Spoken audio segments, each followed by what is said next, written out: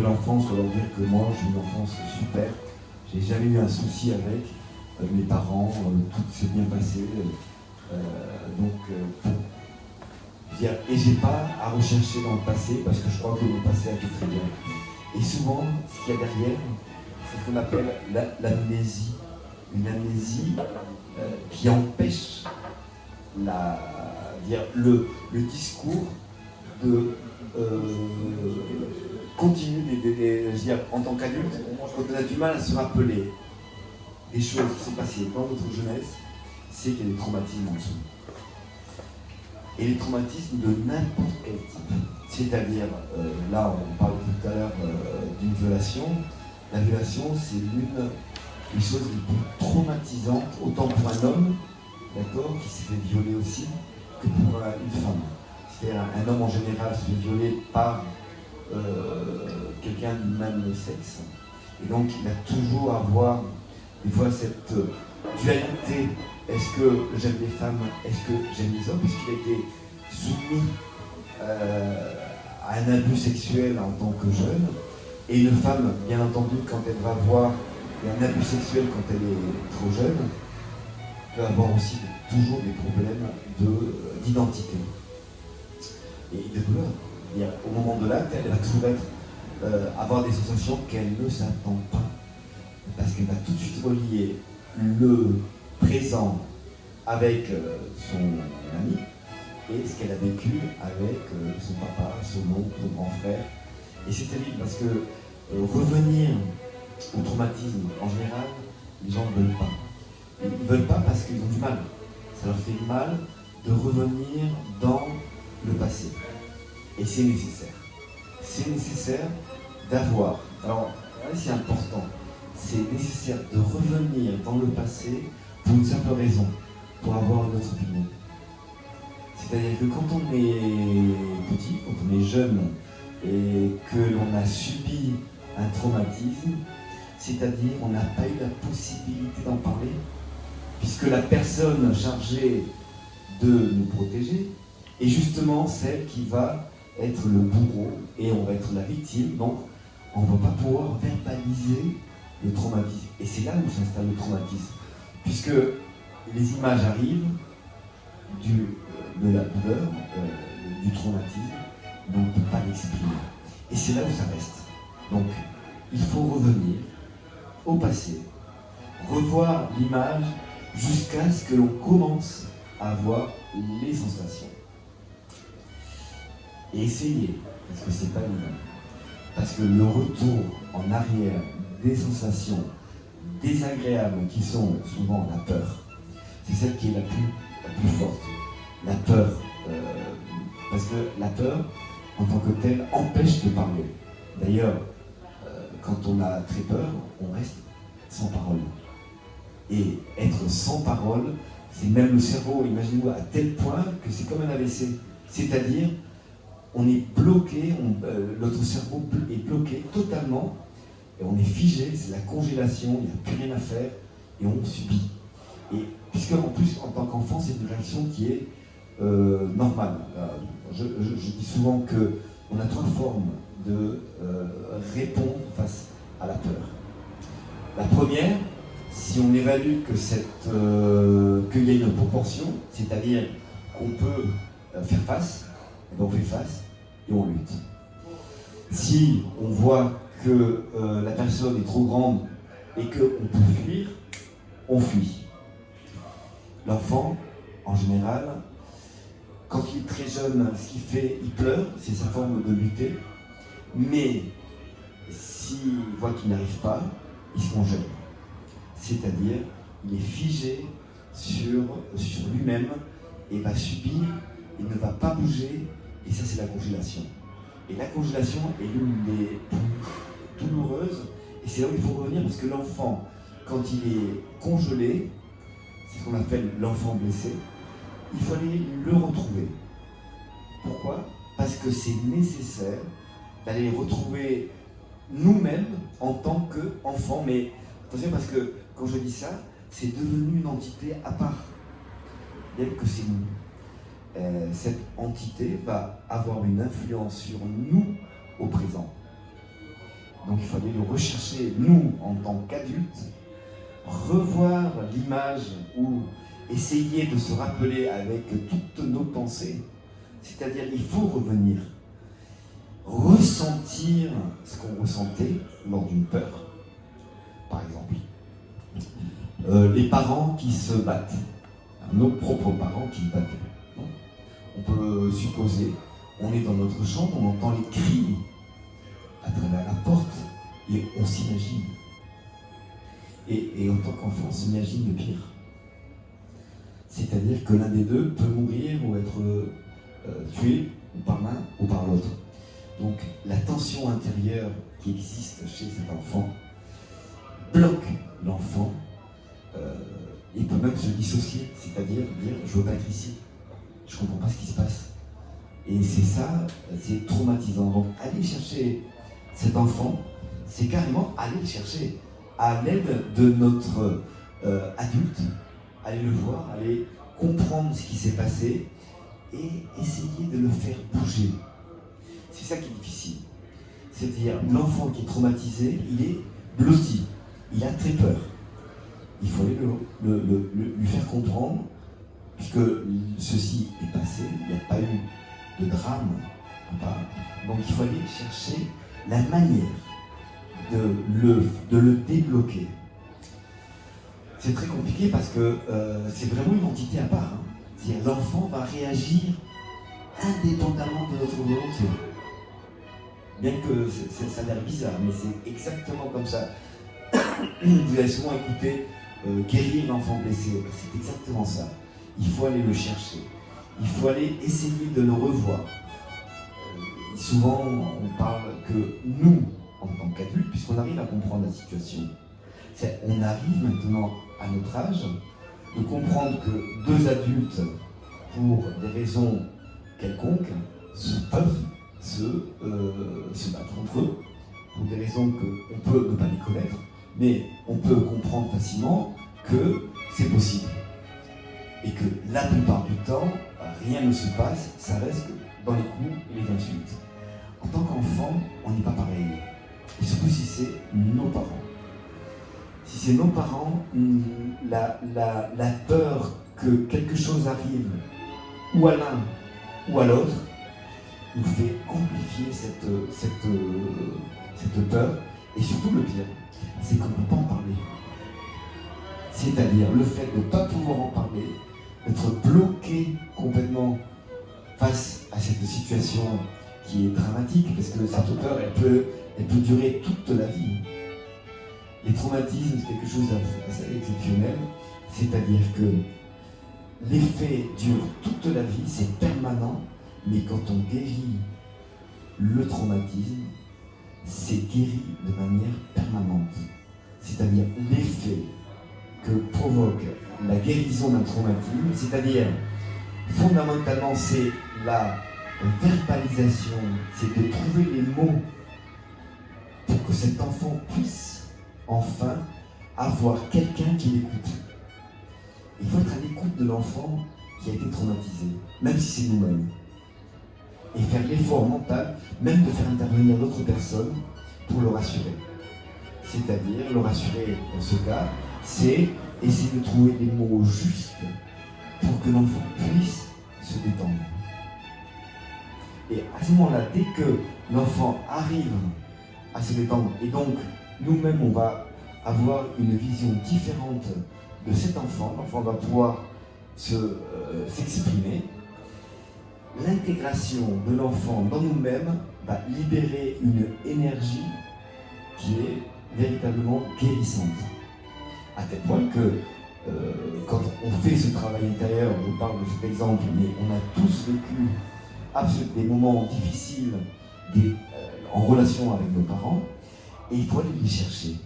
C'est-à-dire essayer d'avoir une autre opinion de ce qui s'est passé. Si l'enfant est très blessé, il est bloqué. Et s'il est bloqué, il faut aller chercher. Il faut aller le revoir. Il faut aller voir qu'est-ce qui s'est passé exactement et essayer de retrouver ses pensées. Et oui, quand on a 5-6 ans, essayer de retrouver les pensées de cet enfant, les mêmes sensations, les revivre. et c'est compliqué de revivre des sensations du passé. Mais une fois qu'on y arrive, c'est guérissant. C'est-à-dire, on arrive à donner à cet enfant qui est petit, bloqué, à le libérer, et c'est assez impressionnant parce qu'on voit que l'enfant se réintègre à nous. C'est vraiment comme ça, on voit l'enfant arrive à se remettre dans nous et fait partie en fait de nous-mêmes. Alors qu'il était séparé pendant 20, 30, 40, 60 ans. Et on commence à être mieux. En général, quand, par exemple, on a du mal à exprimer de l'affection. Et ça, c'est très du Nord. D'accord? C'est très du Nord. Il y a des raisons, hein. Il y a toujours des raisons aux attitudes que l'on peut appeler pas normales. D'accord? Par exemple, quand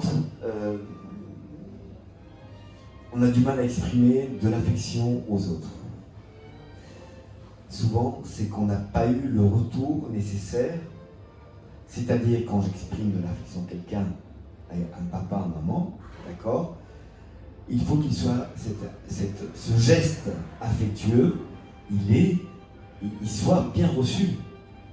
C'est-à-dire qu'il y ait une bienvenue à un geste qui est affectueux. Quand on a le contraire, c'est-à-dire qu'on s'approche de maman, et maman nous rejette, alors qu'on veut avoir une certaine affection avec elle. Parce qu'en tant qu'enfant, il faut savoir que l'amour que l'on a aux parents, il est inconditionnel. C'est-à-dire par-dessus de tout. C'est-à-dire l'amour que l'on porte pour nos parents, en général, est le top amour qu'on peut avoir. Après, quand on devient adulte, quand on passe donc à la vie d'adulte, l'amour, donc, au fur et à mesure, va diminuer. Mais le maximum, c'est ça. Après, on va aimer les autres, mais toujours moins que cet amour innocent, complet, que l'on peut avoir envers maman ou envers papa.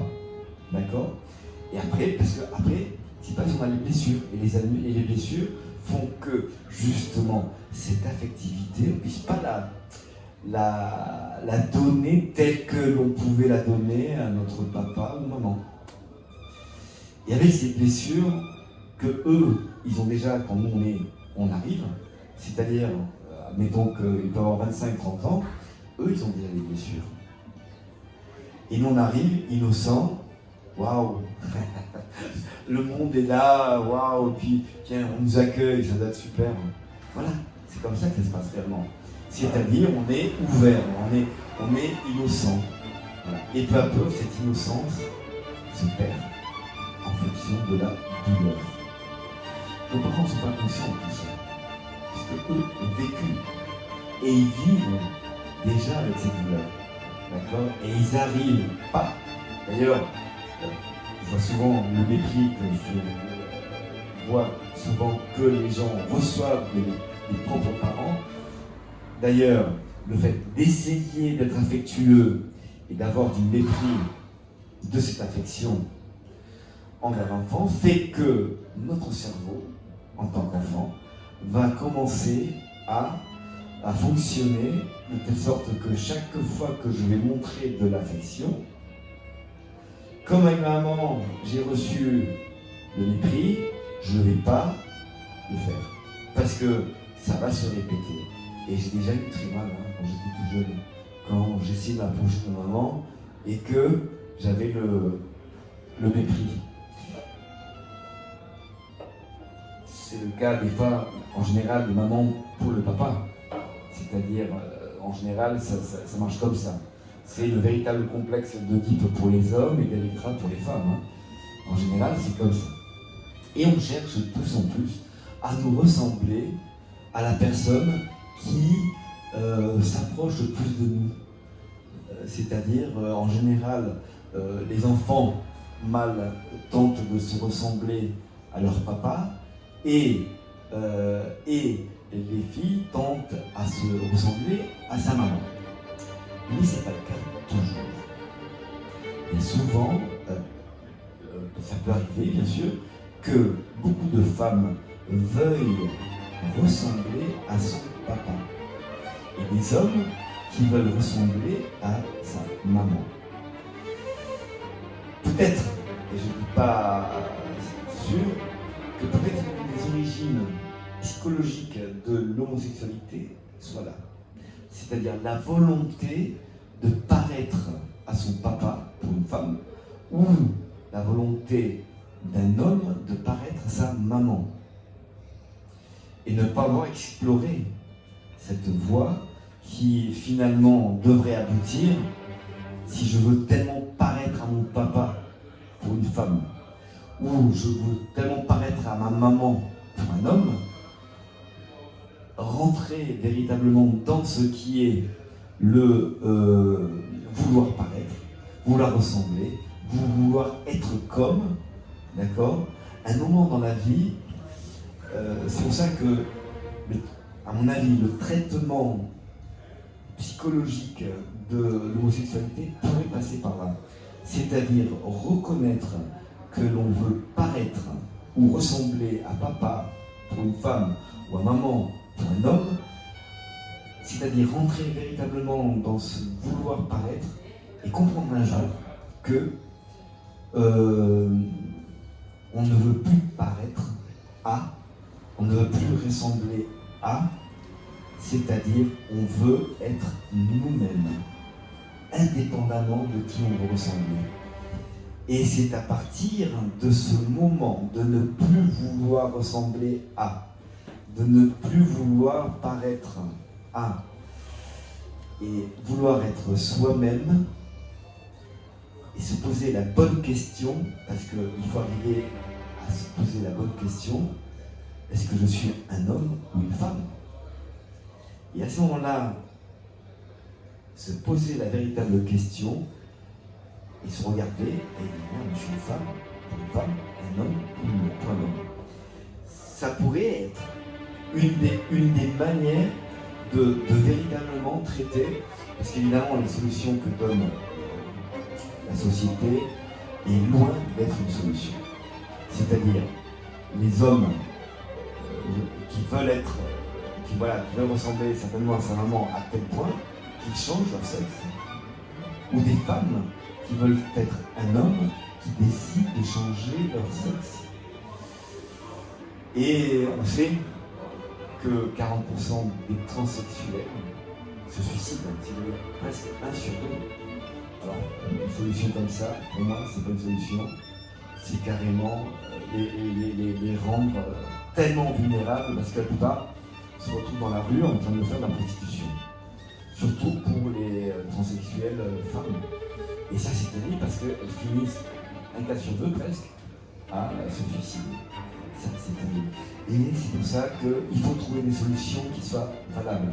C'est-à-dire qui tiennent la route, qui soient logiques, comme ce que je viens d'expliquer, le fait de vouloir ressembler à. Et la base, je crois, elle est là. Elle n'est pas autre part. C'est pas une question, par exemple. Je donne souvent l'exemple de la transsexualité et l'anorexie mentale.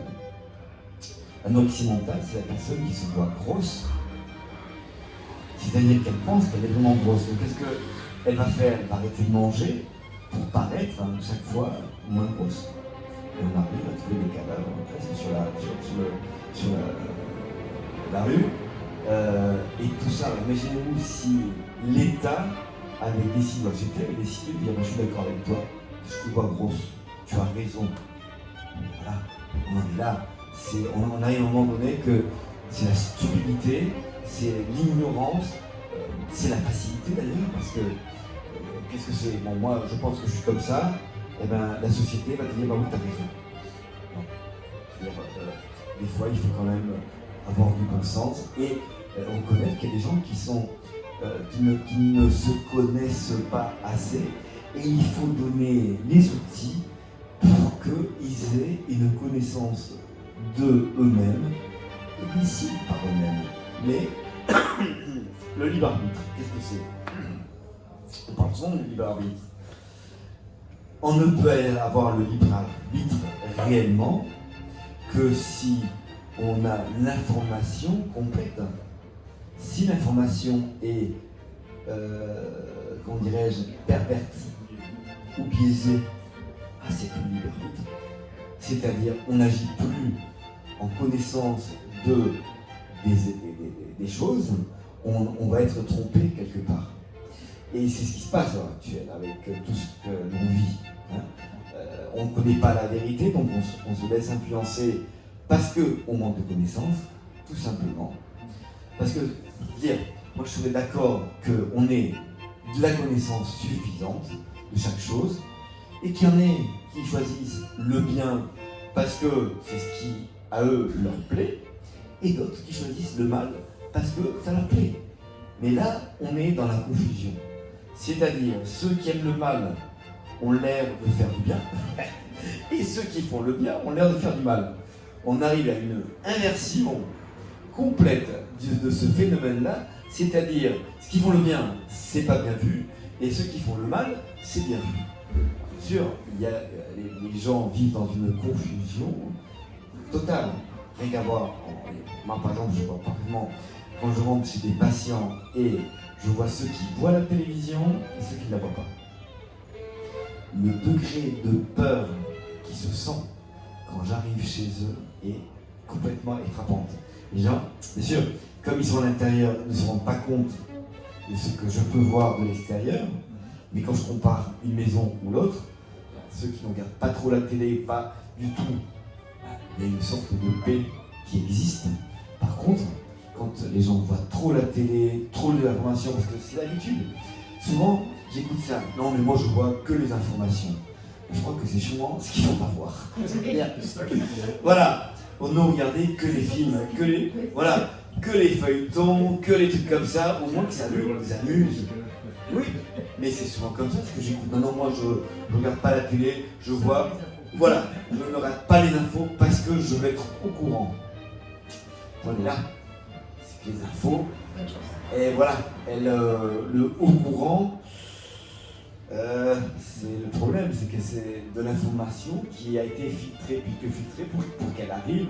Alors, moi, qui me frapperait l'attention, c'est que toutes les chaînes, à peu près, disent la même chose, sur le même thème.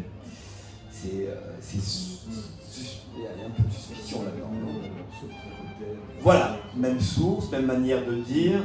Des fois, ils changent un petit peu, ils utilisent des synonymes, mais ça veut dire exactement la même chose.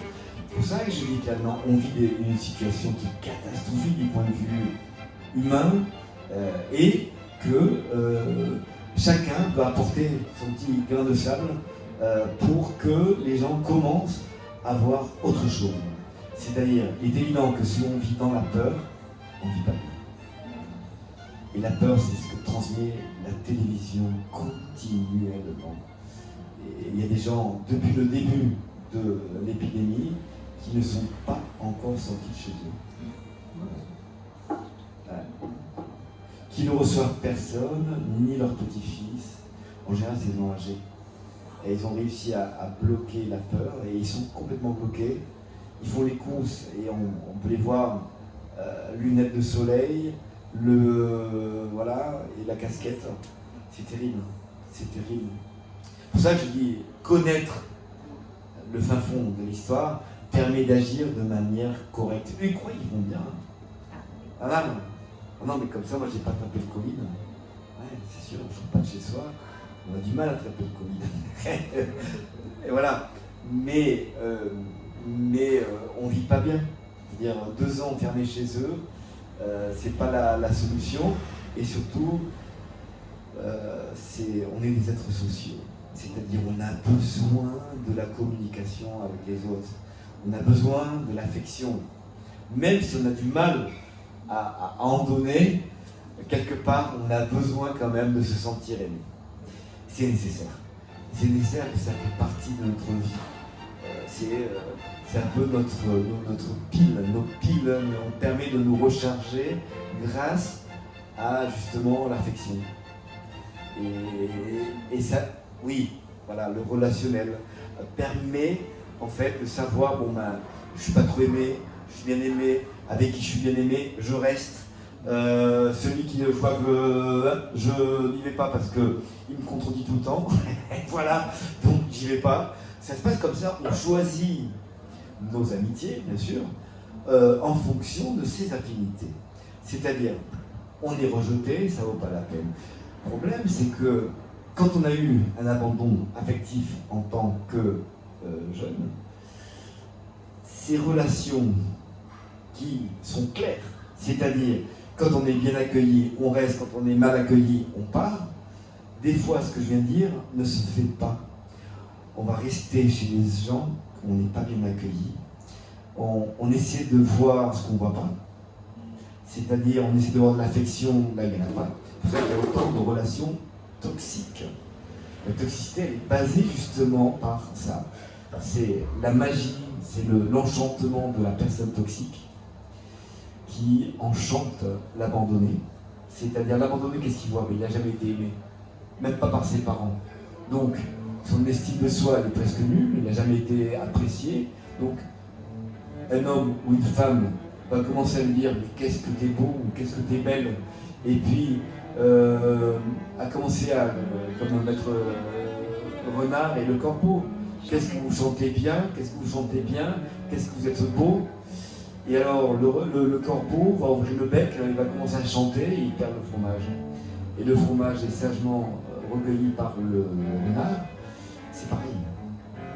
Les relations toxiques, une fois que on a lâché le fromage, la personne va être envoûtée par le renard qui va continuer à cette séduction qui va faire que l'abandonné, il va se sentir bien avec. Alors, tout ceci va être maintenu dans le temps jusqu'à un moment donné où le renard va montrer ce qu'il est, un prédateur. Et au moment où il va montrer le prédateur, l'abandonné va entrer dans une confusion, c'est-à-dire avec qui je suis, avec le renard ou avec le prince charmant du début, la princesse du début. Alors bien sûr c'est la confusion parce que au fur et à mesure que le temps passe et que la relation toxique progresse dans le temps, plus la personne toxique va être de plus en plus toxique. C'est-à-dire elle va faire de plus en plus de mal à l'autre personne en général. Les gens qui présentent cette toxicité sont incapables de se mettre à la place de l'autre. Cette incapacité d'empathie, c'est-à-dire je te fais du mal mais je m'en fous, et des fois je m'en réjouis, et ça, on a du mal à croire que les gens se réjouissent parce qu'on fait du mal, et c'est comme ça. Et les gens, on fait du mal, on rigole. Et voilà, et quand on est avec quelqu'un comme ça qui n'arrive pas à comprendre parce que l'abandonné, il ne comprend pas comment ça se fait qu'elle rigole quand elle nous fait du mal. Elle n'est pas bien. Elle n'est pas bien dans sa tête. Elle est malade. Allez, foutez voir le psychiatre. Avec plaisir, foutez voir le psychiatre. Et le psychiatre ou le psychologue peut même lui-même être enchanté par la personne toxique. Et la toxicité arrive très loin. Quand je dis qu'elle arrive très loin, quand on voit certainement beaucoup de cas de violence domestique, c'est des relations toxiques. C'est terrible, parce que ça va très loin. La personne qui est intoxiquée, en général, le toxique fait très bien les choses de manière très cérébrale. C'est-à-dire il arrive à calculer tout sans toucher la personne. Et quand la personne est détruite, l'abandonné est détruit parce que l'autre a pompé toute l'énergie affective qui est lui-même il s'en sert, c'est-à-dire l'énergie. Alors souvent il y a beaucoup de psychologues psychiatres qui parlent comme une étoile noire, un trou noir. Alors c'est marrant parce que le trou noir n'absorbe que la lumière. Donc plus il y a de lumière, plus il est le trou noir est attiré par cette lumière. En général, c'est ce que je dis souvent, c'est que plus le taux de lumière d'une personne, plus il risque d'être attiré par un trou noir qui lui sent parfaitement que c'est quelqu'un qui vaut la peine et qu'il y a de l'énergie à enlever.